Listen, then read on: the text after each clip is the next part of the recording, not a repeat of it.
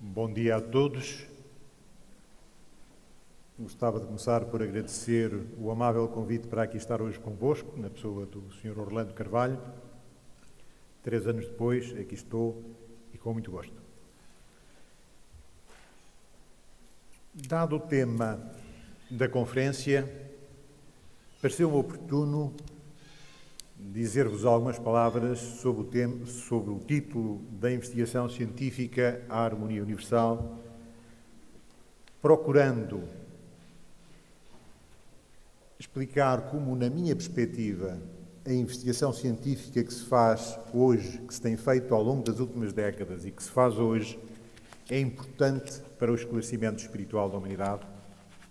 E à medida que a humanidade se for esclarecendo espiritualmente, vai criando condições para uma crescente harmonia em cada um de nós, e criando essas condições, estaremos a dar um contributo para sintonizarmos com a harmonia universal, para tornarmos este planeta um planeta de harmonia. Começo então por vos trazer alguma investigação científica feita ao longo das últimas décadas. Não tive a preocupação de selecionar a investigação científica de ponta, as últimas coisas que foram feitas. Procurei selecionar investigação científica de qualidade que marcou, na minha opinião, a evolução científica nesta área nas últimas décadas. E começo por uma coisa muito simples. A telepatia, durante muitos anos, muito mal vista nos meios académicos, e, finalmente, ao longo das últimas décadas, foi conquistando o respeito da academia. O estudo de troca de informação entre seres humanos e outros animais, sem o uso de órgãos dos sentidos e sem utilizar outros meios físicos. Todos sabemos isso. O que se procura na investigação, registar os dados, tão objetivamente quanto possível, e eliminar outras causas e explicações. Muita investigação tem sido feita nesta área e eu selecionei a investigação feita em animais porque, relativamente à investigação feita em seres humanos, há muitas vezes alguma desconfiança. Será que há aí alguma batota? Selecionei então experiências feitas em animais, neste caso feita em cães, por um investigador inglês, Rupert Sheldrake. E o que é que o Rupert Sheldrake fez? Ele atentou que muitas pessoas dizem que quando estão para chegar a casa, os seus animais, nomeadamente no caso dos cães, alguns cães, ou muitos cães, sinalizam a chegada do dono a casa. Isso acho que acontece com muitos de nós. Tenho casos em minha própria casa, na minha família. Está descrito nos livros há muitos anos. Quando o dono está para chegar, o cão aproximar-se da entrada da casa. E para estudar isso, do ponto de vista científico, o que é que Rupert Sheldrake fez? Colocou várias câmaras no espaço onde cada um dos animais estudados se movia, cada um dos cães estudados se movia, de forma a perceber exatamente o que é que o cão está a fazer ao longo de algumas horas. E, nesse mesmo tempo, colocou uma câmara no dono do animal que sai de casa para situações diversas. Em alguns casos para ir para o trabalho, em outros casos para ir às compras, para ir ao cinema, enfim, situações diversas. E então procurou comparar as imagens, ver o que é que acontecia. E, meus amigos, de facto, num número muito significativo de casos, em muitos cães, antes do dono, ou quando o dono está para chegar a casa, deslocam-se para a porta, para o portão, para a janela. Estatisticamente determinado, pode ser feito, reproduzido por quem quiser. É hoje aceite que, de facto, há muitos cães que, no tempo em que o dono decide de regressar a casa, está a fazer o caminho de regresso a casa e o cão aproxima-se da porta de entrada, do portão, da janela. Passo agora a outro caso. Experiências de quase morte.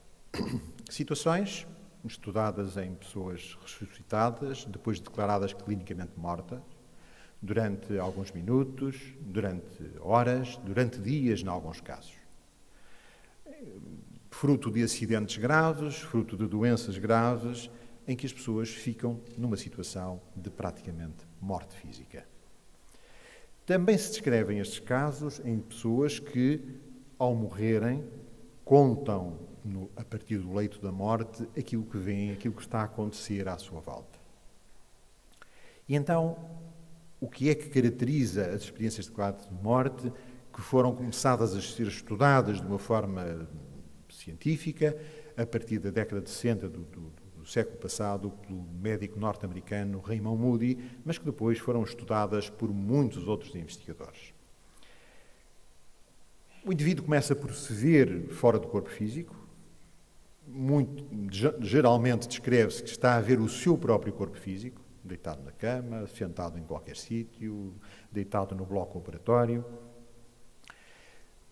É feita uma descrição de uma passagem de um túnel escuro, é feita a descrição da visualização de outros seres na mesma dimensão, não física, por vezes familiares ou amigos já falecidos, e é feita a descrição de que, ainda da altura, um dos seres que aparece é um ser de luz, um ser radioso, que sugere, não verbalmente, telepaticamente, a avaliação da vida da pessoa. Que a pessoa faça uma avaliação da sua vida. E a pessoa vê instantaneamente, como que em filme, tudo aquilo que fez ao longo da sua vida, tudo aquilo que disse, tudo aquilo que pensou. É uma avaliação momentânea, mas que as pessoas descrevem, naquele momento, perceberam que se calhar ainda não era a altura própria para deixar o mundo terra. Se calhar ainda era útil continuarem cá mais algum tempo. E decidem regressar. E nessa altura acordam no seu quarto, na enfermaria, por vezes na própria urna. E é curioso que é descrito nestes casos que a partir daí as pessoas vivem de uma forma mais tolerante para com os outros, vivem sem medo da morte, vivem numa situação de maior equilíbrio emocional, de maior harmonia, em termos gerais. Um terceiro caso, os chamados relatos de supostas vidas passadas. Desde há muito que é conhecido que há pessoas que descrevem situações vividas 50, 100, 200 anos antes, numa existência anterior. O estudo científico disto, a investigação científica em torno deste tema, é feita como? Registando o relato que é feito dessas supostas vidas passadas, procurando relações dessa própria pessoa, dos seus familiares, dos seus amigos, dos seus vizinhos, com a situação anterior, e normalmente em termos de investigação científica, se há uma relação direta, se uma pessoa que vive na Índia e diz ter vivido há 200 anos atrás na Alemanha, tem familiares que estiveram imigrados na Alemanha nessa situação, enfim, deixa-se de investigar, há uma conexão direta, deixa-se de investigar. O que os investigadores científicos fazem é investigar quando não há conexão nenhuma entre aquilo que a pessoa descreve e a situação anterior.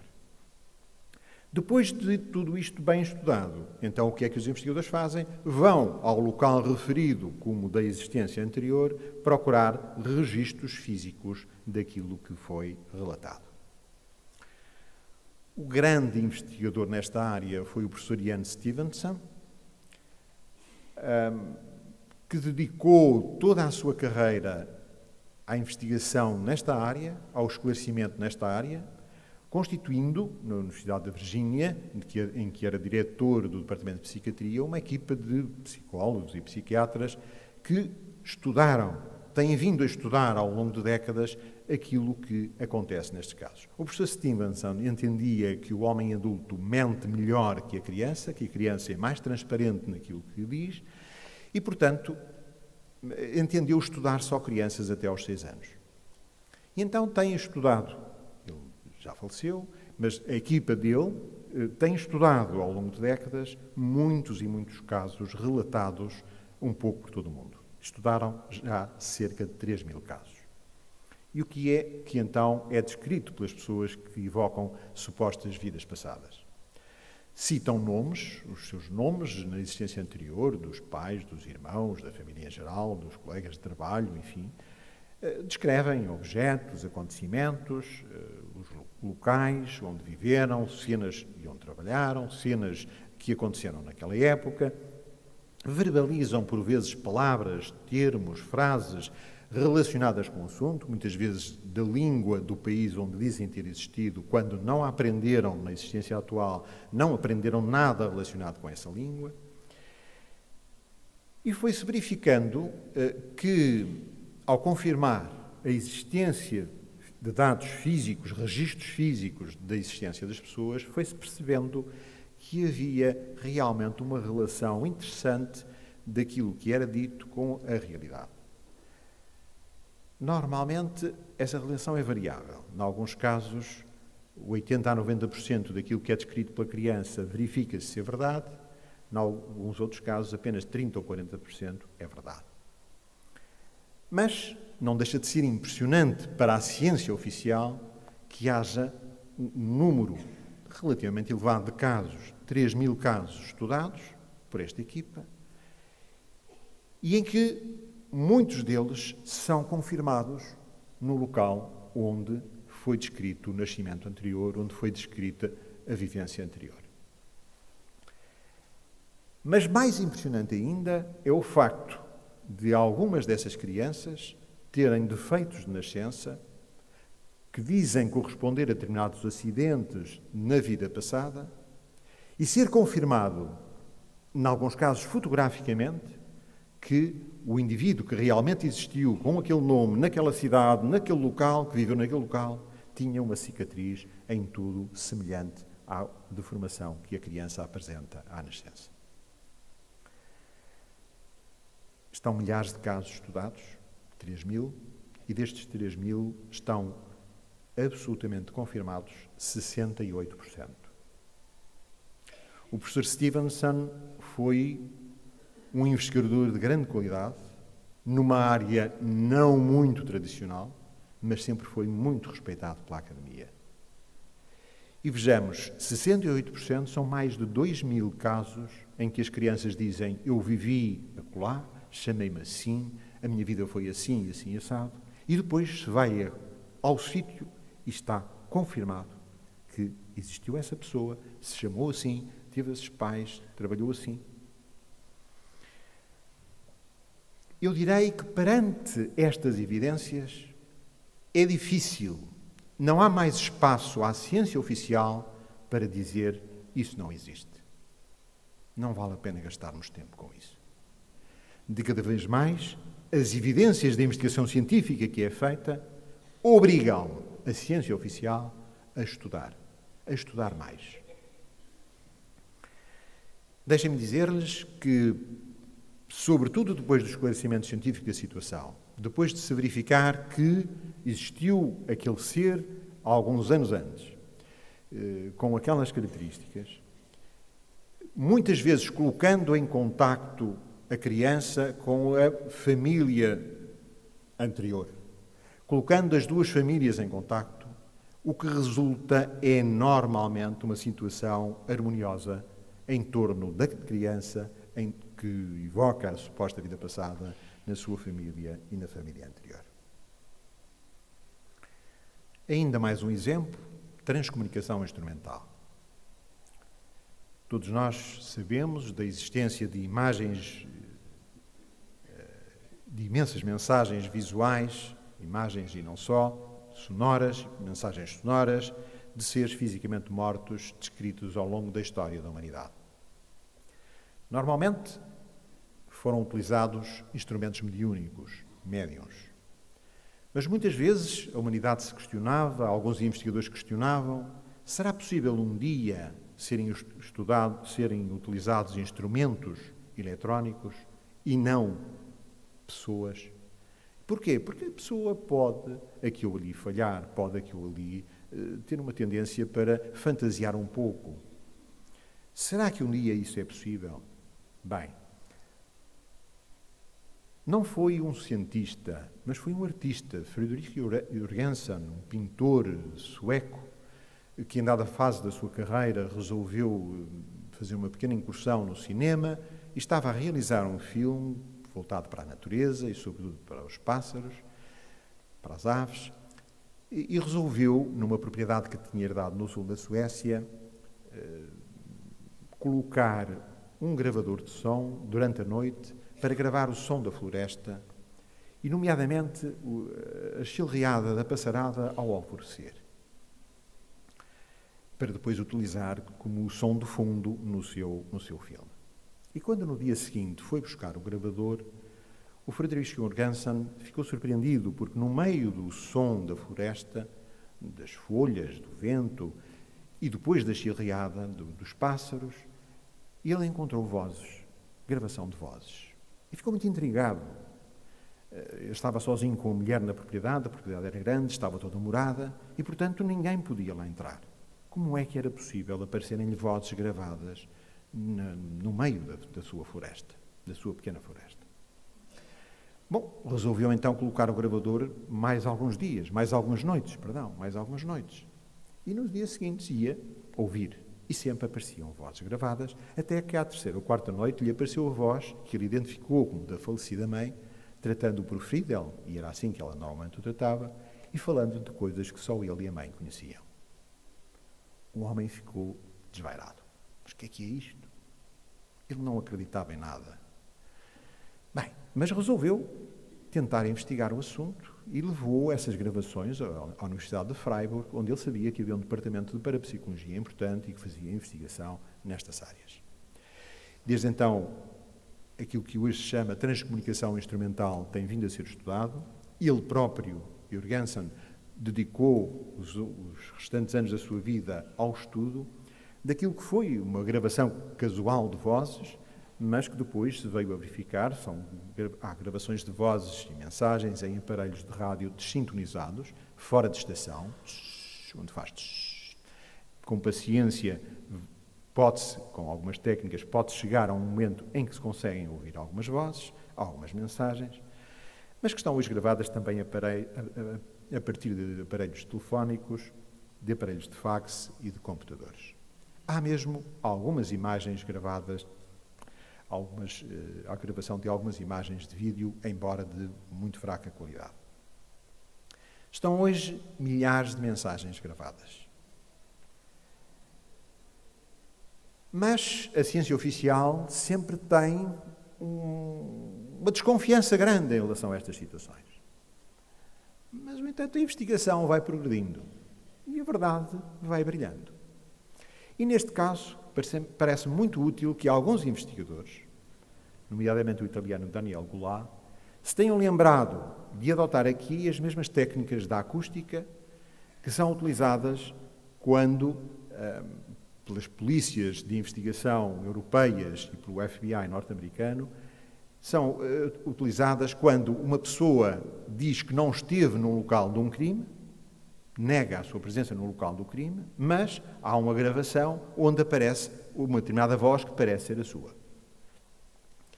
Ora, nesse caso, os departamentos de acústica têm hoje a capacidade de comparar a voz da pessoa com a voz que aparece no local e de identificar se ela tem as mesmas características ou não. E isto está de tal forma apurado que serve de prova em tribunal para incriminar o indivíduo. Ora bem, o que é que alguns investigadores europeus têm feito agora na transcomunicação instrumental? Compararem a voz de quem se anuncia com a voz que esse mesmo ser tinha gravada enquanto estava no mundo físico. E realmente, meus amigos, estão determinadas exatamente as mesmas características das vozes. Poder-me-ão perguntar, bom, mas então podemos dizer que a teoria das vidas sucessivas, ou a teoria da reencarnação, está cientificamente aceite? Está cientificamente provada? Não, não o podemos dizer ainda. A ciência oficial admite estas evidências, mas ainda não aceita a teoria da reencarnação como uma verdade científica. Considera que ainda não está cientificamente demonstrado. Mas agora digo eu, também não está cientificamente demonstrada a inexistência da vida para além da morte física. E, na minha opinião, as evidências de ordem científica que aí estão são suficientes para obrigarem, digo de novo, a ciência oficial a estudar, a investigar todas estas áreas no sentido do esclarecimento espiritual da humanidade. Estou-vos a falar dos fenómenos parapsicológicos, durante muitos anos estudados no mundo da patologia, mas hoje enquadrados nos parâmetros da normalidade. Felizmente. Quem vê uma imagem, quem ouve um som, quem capta mensagens ou emite, não é tolo. Não é estudado no âmbito da patologia, mas sim da normalidade. Claro que estas são situações difíceis de serem estudadas, pelo caráter geralmente espontâneo e por vezes inconsciente com que aparecem. Muitas vezes a própria pessoa não se apercebe muito bem dos fenómenos que vivencia. E tem muita dificuldade em marcar hora e local para que isto ou aquilo aconteçam. As coisas acontecem quando acontecem. Por isso é difícil reproduzi-las em laboratório. Mas não se pode dizer que não existem, porque elas estão estatisticamente comprovadas.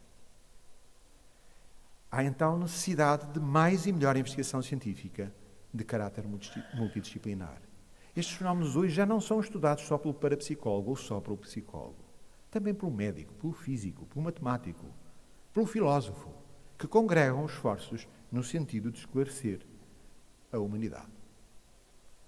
E hoje fala-se que é necessário manter a investigação científica segundo o rigor do seu método, mas admite-se que para um maior esclarecimento da humanidade, é necessária uma certa alteração de paradigma.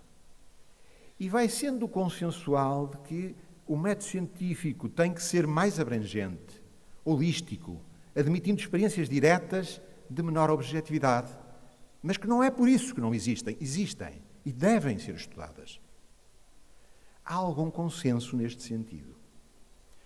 Fala-se pouco do resto, e eu gostaria de trazer aqui. Na minha opinião, é muito importante nesta área uma sintonia com os valores universais.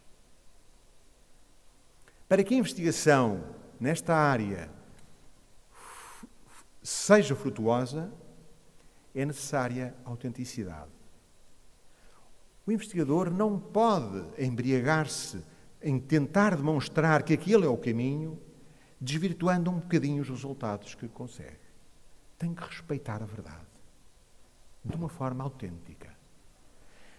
E deve-o fazer, na minha opinião, com grande desprendimento. Não é para seu prazer, não é para isto, não é para servir estes ou aqueles interesses, nomeadamente económicos. Na minha opinião, a verdade nestas áreas deve ser encontrada com grande desprendimento, sem se procurar o enriquecimento material, quer por parte do instrumento mediúnico, quer por parte do investigador. Cuidado com isso. Não se pode ter sol na ira e chuva no naval ao mesmo tempo. E a área espiritual é uma área da maior delicadeza. As coisas têm que ser feitas com grande simplicidade. Porquê e para quê o médium ou o investigador que fazem o seu trabalho começarem a pensar que são os maiores, que têm grandes características, que são isto ou aquilo?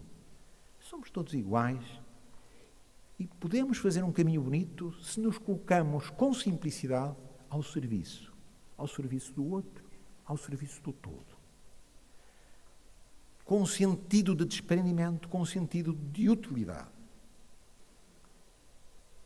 E gostaria então de vos deixar alguma fundamentação teórica em relação à investigação que está a ser feita. Hoje, alguns autores admitem, eu admito, que cada um de nós é uma partícula de energia. Na concepção do pensador norte-americano Harvey Spencer Lewis, há um século atrás, ele dizia: o ser humano é uma alma revestida por um corpo e não um corpo animado por uma alma. A muitos poderá parecer quase a mesma coisa, mas há aqui uma diferença muito grande. Quando nós nos perspectivamos como um corpo físico, animado por uma alma que quase sentimos que é algo exterior, respeitamos, não sei o que e tal, mas é uma coisa exterior, nós somos isto e aquilo, bem, é uma coisa.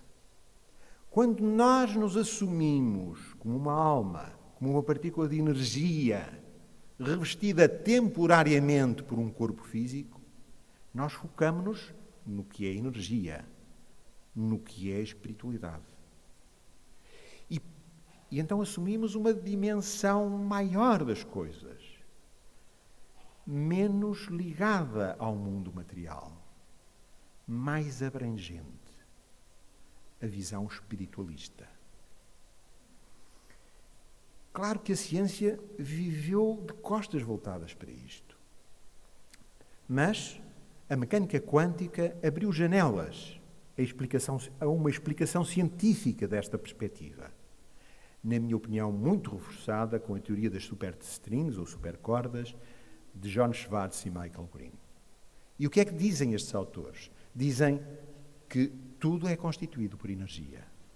Mesmo as mais pequeninas partículas de matéria que estão estudadas, o eletrão, o quark, são finalmente constituídas por energia, em forma de filamentos, pequeníssimos filamentos de energia, que vibram. Quando vibram relativamente pouco, constituem os corpos materiais. Quando vibram bastante, constituem corpos diáfanos, nomeadamente a alma, o espírito. E então, tudo é energia em diversas formas. Estamos a regressar ao que Einstein postulava há um século atrás. E estamos a admitir que, afinal, o universo é todo constituído por uma e a mesma coisa, energia. Um todo interligado. Vamos agora admitir também que a força dessa energia se pode exprimir pelo pensamento. E, curiosamente, hoje alguns autores postulam que no pensamento as regras são diferentes de outras áreas de estudo, como o magnetismo ou a eletricidade. Enquanto no magnetismo dois polos de sinal semelhante se repelem e dois polos de sinal oposto, o positivo e o negativo, se atraem, no mundo do pensamento, no mundo da espiritualidade, as coisas passam-se ao contrário. O polo positivo atrai o polo positivo, atrai o que é positivo e, ao mesmo tempo, repele o que é negativo. E cada um de nós, ao longo da sua vida, ao longo do seu dia-a-dia, pode ter momentos de positividade em que se abre como partícula de atração, como polo de atração às forças positivas, e pode, e tem, infelizmente, momentos de pensamentos negativos para si próprio ou para os outros, abrindo caminho à entrada de forças de características negativas, de forças de características inferiores, sintonizando com elas. Isto quer dizer que poderemos admitir, quer no plano físico, quer no plano espiritual, a formação de redes de seres espiritualmente evoluídos, mais evoluídos, que se podem atrair uns aos outros e movimentar em conjunto. E, da mesma maneira, seres ainda pouco evoluídos que possam sentir-se bem uns com os outros e que se possam movimentar da mesma maneira. Podemos admitir que eles nos podem influenciar, quer os de características positivas, quer os de características negativas. Agora, eu penso que o espiritualista autêntico percebe que cada um de nós é verdadeiramente responsável por aquilo que pensa, por aquilo que diz, por aquilo que faz, por tudo aquilo que lhe acontece. Ele está sujeito à influência de outros, seres físicos ou seres espirituais. Está sujeito à influência. Mas essa influência só se faz se ele a aceita, se ele a consente. Quando o ser humano se assume como um ser pensante independente e procura o pensamento positivo, honesto, sereno, puro, ele está a ser um polo de atração do que é puro, do que é positivo, do que é elevado. E ele está ao mesmo tempo a repelir aquilo que não presta. E, obviamente, que infelizmente, o contrário também é verdade. Quando duvidamos das nossas capacidades, quando achamos que não somos capazes de fazer qualquer coisa, ou quando desejamos ao vizinho qualquer coisa de menos bom, estamos a atrair aquilo que não presta. Mas somos nós que abrimos a porta, quer ao que é bom, infinitamente bom, quer àquilo que ainda não é bom, que atualmente, no momento, não presta. Admite-se que estamos todos a fazer uma trajetória evolutiva pelo esforço, pelo mérito de cada um. Eu digo todos porque cada um de nós, nos seus momentos de meditação, de serenidade, sempre deseja ser amanhã melhor do que é hoje. Mas também admito que no cantinho do cárcere, o maior dos bandidos, quando está sereno e tranquilo, de si para consigo, deseja no dia seguinte ser melhor do que é hoje. Acredito que não há ninguém que em serenidade deseje ser amanhã pior do que é hoje. Estaremos todos a fazer uma trajetória evolutiva por força do nosso esforço, do nosso mérito. E assim vamos respeitando cada vez mais as leis universais. E assim vamos cada vez mais fazer um caminho de integração, de fusão com essas leis, com o todo universal. Ainda uns breves tópicos. Como é que esta perspectiva espiritualista pode influenciar o nosso dia-a-dia? Na saúde. Bom, o espiritualista assume-se como o gestor do seu corpo físico e tem que fazer uma gestão apropriada para que o veículo se mantenha bem neste planeta, para que sirva aos seus próprios interesses. Tem consciência de que a exacerbação dos sentidos provoca momentos de simpatia, de satisfação, de prazer físico, mas vai percebendo que muito mais do que esses momentos de exacerbação dos sentidos, com uma satisfação momentânea, um prazer momentâneo, muito mais do que isso, vale uma via equilibrada, serena, tranquila, procurando a progressão espiritual que está fazendo. E isso sim proporciona prazer, satisfação, com outra qualidade, de outro nível, de outra dimensão. Claro que o espiritualista questiona as patologias, ainda que físicas, têm origem no corpo ou têm origem no espírito. Para o espiritualista, têm origem no espírito. Tem consciência de que, se hoje tem um problema, tem uma patologia a nível do corpo físico, isso resulta de um comportamento, de uma situação que viveu menos bem, onde fez menos bem, fez no presente, fez no passado recente, ou fez num passado mais longínquo. Por isso, procura focar cada vez mais a sua atenção na prevenção, consciente da lei de causa e efeito, consciente de que quando faz as coisas direitinhas, faz as coisas bem, mais cedo ou mais tarde, as coisas estão bem, estarão bem, também sob o ponto de vista físico. E se faz as coisas mal, mais cedo ou mais tarde, feito um bumerangue, está a apanhar com os frutos, os maus frutos desse seu mau comportamento.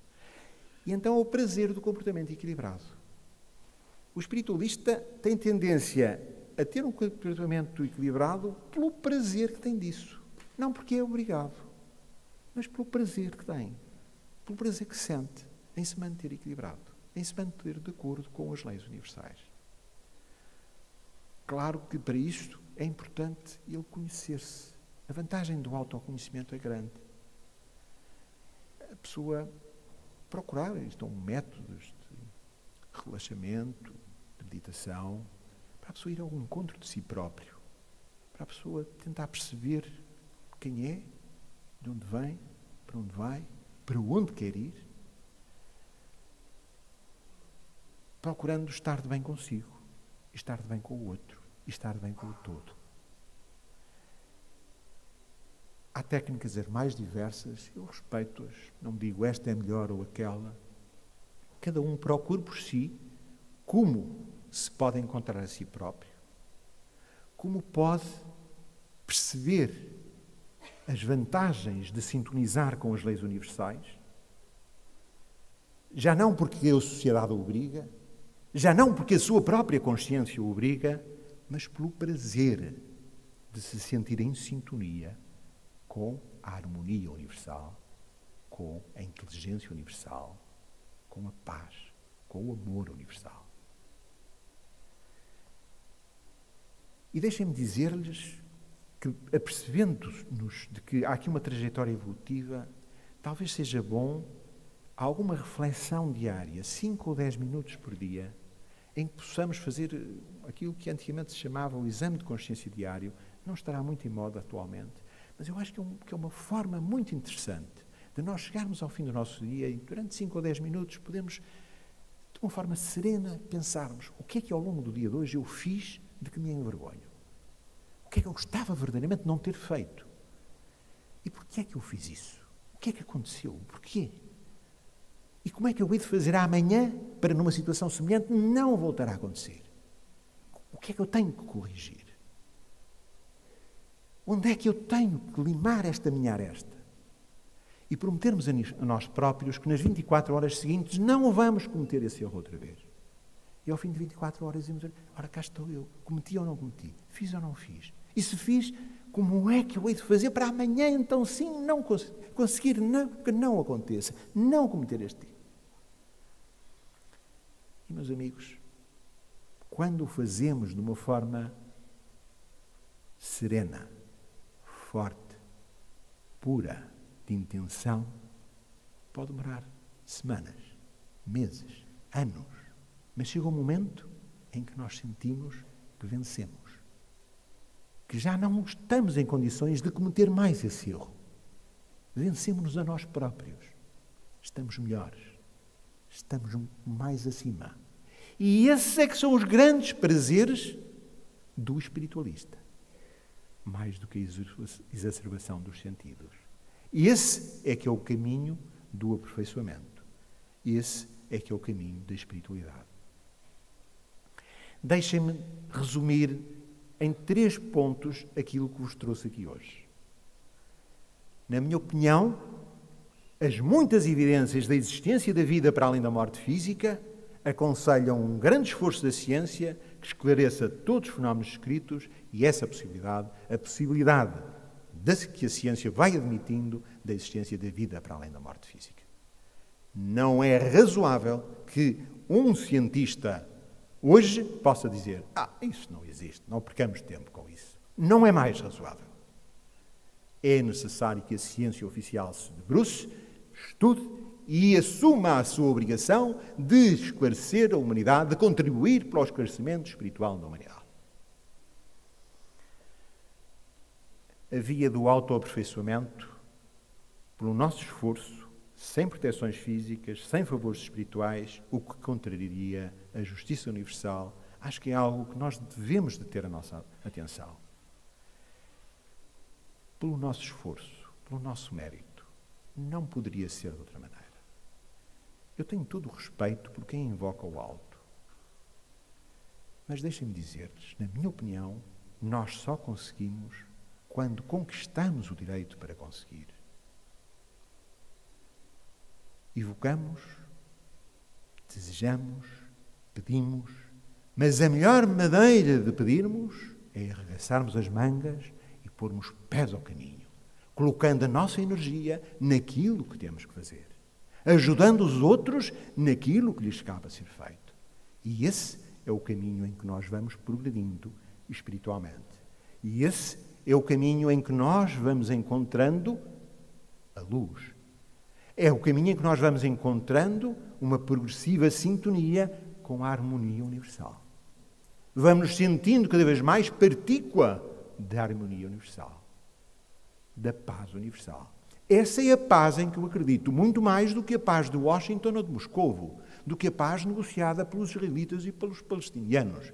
E eu acredito na paz que brota de cada um de nós, que cada um de nós sabe encontrar de si para consigo, assumindo-se como partícula de harmonia universal, de inteligência universal, de sabedoria universal, e a sabedoria está aí. É necessário sintonizarmos com ela, mas está aí.